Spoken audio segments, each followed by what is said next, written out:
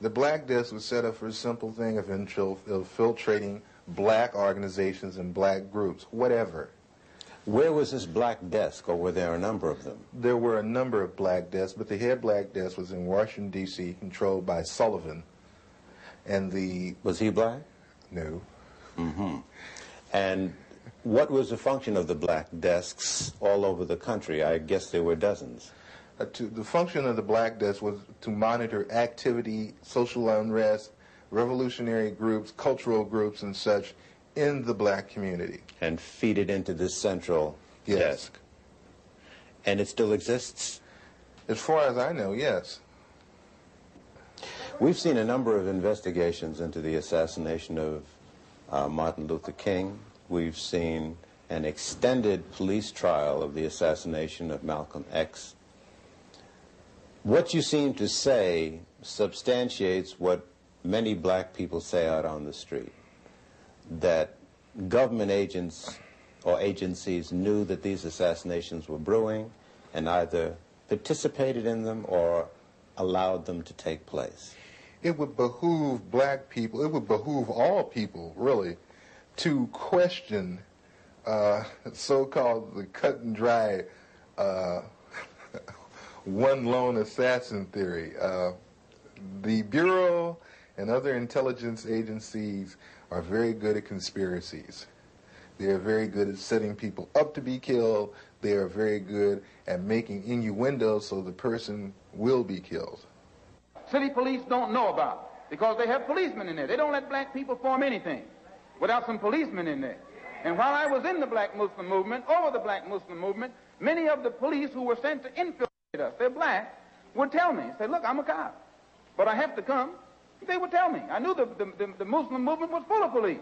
So don't you think anything is going down that they don't know about. The only thing that goes down is what they want to go down. And what they don't want to go down, they don't let it go down. Something else was used against the students that drove the final nails into the coffin, killing the movement. What stopped it, of course, almost dead in its track, and not by any accident, was a widespread and deliberately organized widespread use of drugs.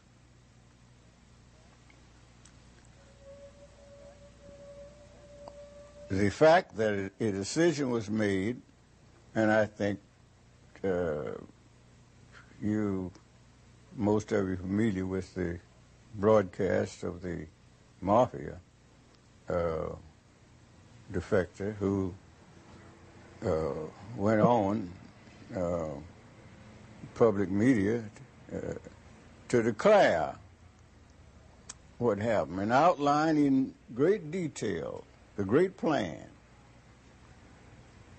of how to destroy the black youth of the nation, starting in New York. He said in a meeting 20 miles outside of New York City, the great decision was made. He said he didn't have to guess about it, and those who heard him know that I'm quoting him almost verbatim, because he was there. And the decision was to concentrate the distribution of drugs on the black youth of the nation, starting in New York. Starting in New York,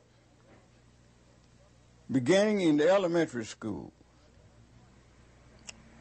and that to punish, even on the pain of death, any of the distributors who invaded the white community or predominantly white schools. That New York and other large cities were to be divided up into districts. The district commander black was to be given any kind of car he wanted, Mercedes,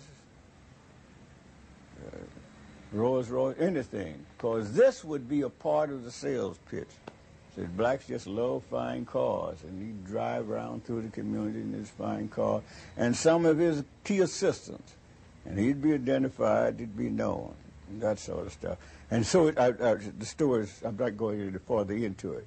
But thus it began, and the spread over the country. And we fell for it. Now, one thing was important. That the thing to attract the blacks, more than any other thing, more than the drug itself, but to spread the word, have a number of key young people in it, and to spread the word that this is the end thing. So that'll get them. Just say it's the end thing, and they'll brave the fires of hell to be a part of the end thing. So that's our story of the decade of struggle. We put together this film to pay particular homage and tribute to the extraordinary young people of that era. And we give the story to our young people of today in particular, in the hope that they'll stop and think about much of the negativism that they're caught up in nowadays, and try to understand why. I've been in the storm so long.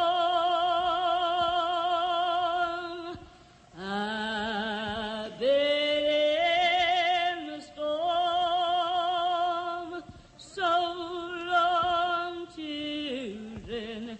I've been in the storm so long.